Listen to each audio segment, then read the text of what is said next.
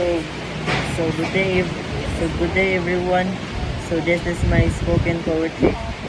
People always say family is about blood. The people you are related are the one who truly stays by your side.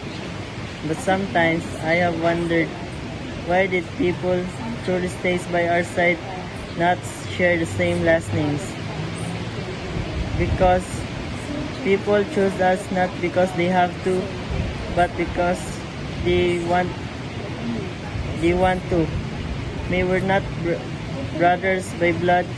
We didn't grow up on the same roof, but we've been through a lot together in schools, problems, pressures, and all the moments we've been through. Real friends don't ask what you can give them. They don't leave when things get uncomfortable. They will always stay by your side simply as we laugh over small things.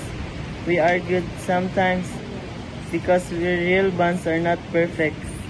But even we disagree, we will never turn our back on each other.